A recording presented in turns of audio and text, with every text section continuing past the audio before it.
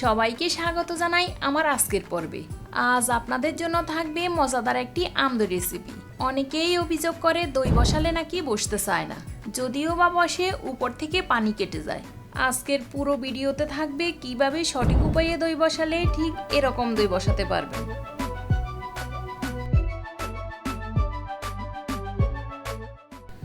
প্রথমে একটা বাটির উপর স্ট্রেনার বসিয়ে এখানে আমি 3 টেবিল চামচ টক দই নিয়ে নিচ্ছি পানি জড়িয়ে নেওয়ার জন্য। এগুলো থেকে পানি ঝরতে থাকুক, এরই মাঝে দই তৈরির প্রসেসিং শুরু করি। চুলায় একটা পাত্র বসিয়ে 2 কাপ মতো আমের পিউরি নিয়ে নিচ্ছি একটু জাল করে নেওয়ার জন্য। আম ব্লান্ড করার পর কিছুটা পানি বেরিয়ে আসে। চুলার মিডিয়াম টু লো হিটে 2-3 মিনিট মতো জাল করলেই দেখবেন এর এক্সট্রা পানিটুকু শুকিয়ে আসবে। এবার চুলা থেকে নামিয়ে এগুলোকে ঠান্ডা করে নিব। আর এই ম্যাঙ্গো পিউরিটা দিয়ে কিন্তু যে কোনো মিষ্টি ডেজার্ট তৈরি করতে পারবেন।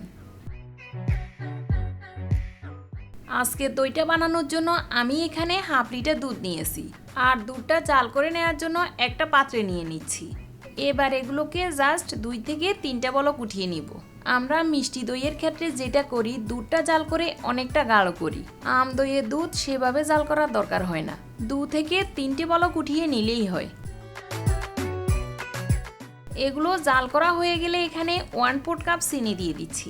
মিষ্টিটা আপনারা আপনাদের স্বাদ অনুযায়ী দেবেন, আর আম কতটা মিষ্টি সেটা বুঝে মিষ্টিটা অ্যাড করবেন। আমি এখানে যে আমটা ব্যবহার করেছি সেটা বেশ মিষ্টি। চিনি দেওয়ার পর চিনি থেকে যেটুকু পানি বেরিয়ে আসবে আবারও 2-3টে বলক উঠিয়ে নিয়ে চিনির পানিগুলো শুকিয়ে নিব। এবার এগুলোকে চুলা থেকে নামিয়ে কুসুম গরম হওয়া পর্যন্ত নাড়তে থাকবো।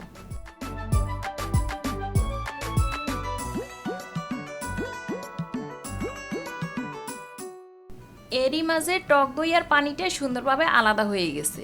এইভাবে টক দইয়ের পানি জড়িয়ে নিলে দই বসানোর পর দই থেকে আর পানি কাটবে না। এবার টক দইটাকে ভালোভাবে ফেটিয়ে কুসুম গরম দুধের সাথে মিশিয়ে নিব।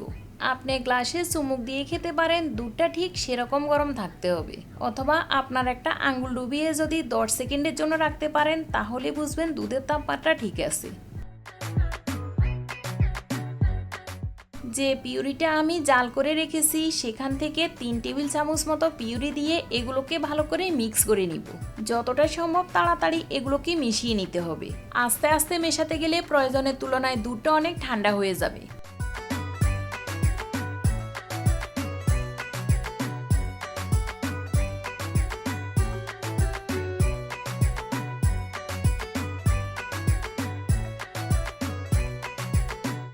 এগুলোকে মিশিয়ে নিয়ে যে পাত্রে দইটা সেট হতে দেব সরাসরি সে পাত্রে নিয়ে নিচ্ছি। আমি এরকম একটা মাটির পাত্রে দইটা জমাবো, তবে স্টিল অথবা প্লাস্টিক যে কোনো পাত্রেই দইটা জমানো যাবে। অবশিষ্ট অংশটুকু একটা প্লাস্টিক বাটিতে নিয়ে নিচ্ছি। আজকের ওয়েদারটা বেশ গরম, এই অবস্থাতেই ওভারনাইট একটা কম্বল চাপা দিয়ে রেখে দিব। 8 থেকে 9 ঘন্টার মধ্যেই দেখবেন এগুলো সুন্দরভাবে সেট হয়ে যাবে। তবে এখনই কেটে দেখাবো না, 2 ঘন্টার জন্য ফ্রিজের নর্মাল চেম্বারে রেখে দিব আরও ভালোভাবে জমাট বাঁধার জন্য।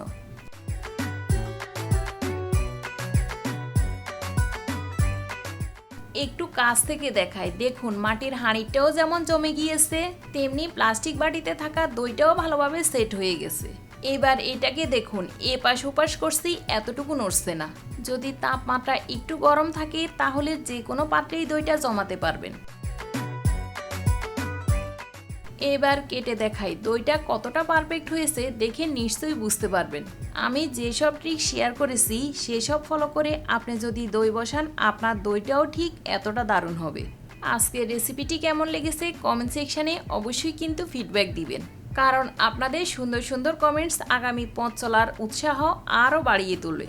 আজ এখানেই বিদায় নেব, ফিরে আসবো আরেকটা নতুন রেসিপি নিয়ে।